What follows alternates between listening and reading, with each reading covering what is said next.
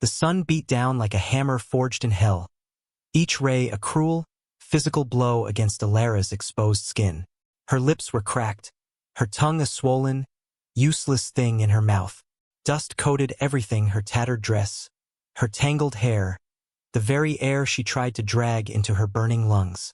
She had lost track of time, of direction, of hope, hours or perhaps days ago. The wagon, the life it carried, gone. Just the vast, indifferent emptiness of the desert stretching in every direction, swallowing her grief and fear without a ripple. Each step was an agony, a defiance against a force far greater than her failing will. She stumbled, caught herself, the rough ground scraping her palms. Mirages shimmered on the horizon, cruel taunts of water and shade, dissolving into mocking heat haze as she drew closer. She talked to herself sometimes, whispers lost on the dry wind, promises to ghosts, pleas to a god who seemed to have abandoned the scorched corner of the earth. Her legs felt like lead, her head swam, the world narrowing to the next agonizing footstep. Then, through the shimmering distortion, something solid. Something that wasn't a rock or a dying scrub brush. A structure. Small, rough-hewn, blending into the landscape, but undeniably there. A cabin. Disbelief warred with a sudden, desperate surge of adrenaline. Couldn't be real. Another trick of the light, another mirage. But it held its shape, even as she stumbled closer, her heart pounding against her ribs like a trapped bird. Smoke, thin and pale, curled from a stone chimney. Smoke, a sign of life, or at least recent occupation.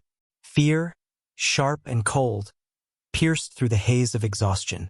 Who would be out here in the absolute middle of nowhere? Prospector? An outlaw? Someone dangerous? She had nothing left to lose, her mind whispered. Nothing but the miserable flicker of her own life. The cabin represented a chance, however slim, however terrifying. Gathering the last reserves of her strength, she pushed towards it, the ground seeming to tilt and sway beneath her feet. Her vision tunneled, the edges going dark.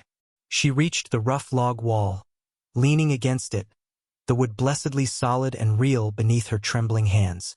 A low sound escaped her, part sob, part prayer. Then her legs gave out completely, and she slid down the wall, collapsing in a heap on the dusty ground outside the door. The last thing she registered was the distinct smell of wood smoke and something else. Something wild like dried herbs and tanned hide. Before the world went black. She awoke to the feeling of a rough blanket against her cheek and the scent of something warm and savory. Her eyes fluttered open, adjusting slowly to the dim light filtering through a single, small window. She was inside, on a narrow cot, covered by a heavy, homespun blanket. The air was blessedly cooler than outside, though still close. Her throat ached, a raw, scraping pain. She tried to sit up, but her body protested, every muscle screaming in protest. A floorboard creaked. She turned her head slowly. Standing by a rough-hewn table was a man. He was tall, broad-shouldered, his face obscured by shadow and a thick, untrimmed beard. He wore simple, worn buckskin. His movements were quiet, deliberate. He didn't speak. He didn't move towards her. He simply watched her, his gaze steady and unreadable. A bowl sat on the table near him, the source of the savory smell. Her stomach clenched with a hunger so fierce it was painful. She looked from the man to the bowl, back to the man. Suspicion coiled tight in her gut, cold and sharp despite the warmth of the blanket. Who was he? Why was he here? Was he keeping her here? The silence in the small cabin stretched, thick with unspoken questions and the heavy weight of her vulnerability. She felt utterly exposed, helpless. The man finally moved, not towards her but towards the table. He picked up the bowl and a wooden spoon. He walked slowly, deliberately to the cot. He didn't offer it, didn't speak. He simply stood there, holding the bowl out towards her. His eyes, visible now in the faint light, were a startling clear blue beneath heavy brows. They held no malice, but no particular warmth either. Just observation. Waiting. Her hand trembled as she reached for the bowl. It was heavy, warm. Stew, thick with wild meat and roots. She took the spoon, lifted a small amount to her lips. The taste was rich, nourishing, a revelation after the dryness and despair. She ate slowly at first, then with increasing urgency, unable to help herself. He watched her eat, his expression unchanging. When she finished, scraping the bowl clean, she looked up at him, meeting his gaze. "Thank you," she rasped, her voice hoarse and weak. He gave a slight, almost imperceptible nod. He took the empty bowl, returned to the table, and set it down. He didn't ask her name. He didn't ask where she came from, or what had happened. The silence descended again, less threatening now, but still profound. It was clear he offered sustenance, shelter, but no answers, and perhaps expected none in return. She lay back, the food settling warmly in her empty belly, exhaustion pulling her back towards sleep. Days blurred into a quiet, watchful rhythm.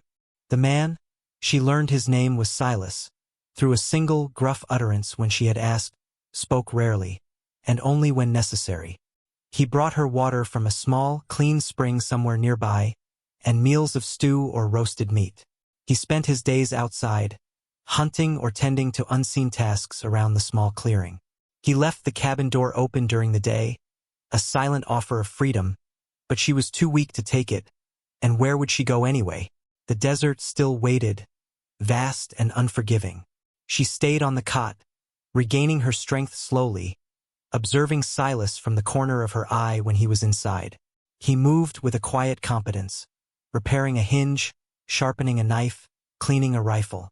He seemed completely self-sufficient, a part of this harsh landscape, not just living in it. He never intruded, never asked questions. His presence was a strange paradox, a lifeline in her desolation, yet a constant, silent reminder of her dependence and his solitude. She wondered about him. What had driven him to live so far from others? What was his story? Like him, she offered no details of her own past, the pain too raw, the loss too heavy to articulate. They existed in a bubble of mutual, wordless understanding, two solitary souls cast adrift, finding temporary harbor in this remote place. As her strength returned, she began to move around the small cabin. There wasn't much to see. A rough bunk, a table, a few stools, a fireplace, shelves holding simple supplies, dried food, traps, ammunition, a worn Bible, a few crude tools. Everything was clean, spare, essential. She started helping with small chores, sweeping the floor, washing the few tin plates in water he brought. He didn't ask her to, and he didn't thank her. But she saw the subtle acknowledgement in the slight pause of his movements, the way he left the water bucket closer to the cabin door. It was a silent negotiation, a gradual building of tentative trust through shared, simple tasks. She began to feel less like a trespasser and more like something else, a temporary resident, perhaps. The fear she had first felt around him had receded, replaced by a cautious respect and a deep, unspoken gratitude. She still felt vulnerable, alone in the world, but the sharp edge of panic had dulled. Here, in this quiet space, she was simply Alara, recovering, existing. She didn't have to be the woman who had lost everything. She could just be. One evening, a fierce dust storm blew in, rattling the cabin walls and howling around the chimney. The light outside turned an eerie orange, then faded completely. Silas came inside, securing the door and windows. The storm raged, a primal fury. As the wind shrieked, she felt a resurgence of the terror she had known alone in the desert. But then she looked at Silas. He sat by the fireplace, cleaning his rifle with calm, steady movements. His presence, solid and unafraid, was a quiet anchor in the chaos. The storm eventually passed, leaving a thick layer of dust over everything, but inside the cabin, they had been safe. That night, for the first time, she felt something akin to peace since the calamity that had brought her here. It wasn't happiness, not yet, but it was a stillness in her heart, a quiet gratitude for the simple fact of shelter, of not being alone against the elements. She was recovering not just her body, but perhaps slowly, infinitesimally, her spirit too. The desert had tried to break her, but this silent man, in his remote cabin, was helping her mend. The tentative peace couldn't last. Life in the wild was rarely that generous. A few weeks later, she saw them first. Two men, silhouetted against the setting sun, riding slowly towards the cabin. They weren't hunters or travelers. There was a hardness in their posture, a predatory air even from a distance. Silas had seen them too. He went still, his hand going to the rifle leaning against the wall. "Stay inside," he said, his voice low and flat. It was the most he had spoken at once. Fear, sharp and cold, clenched her stomach. She retreated from the window, her heart hammering.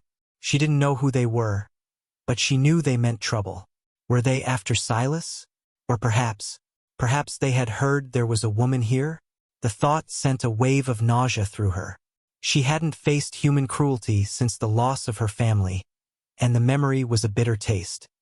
Silas stepped outside, rifle in hand, standing silhouetted in the doorway.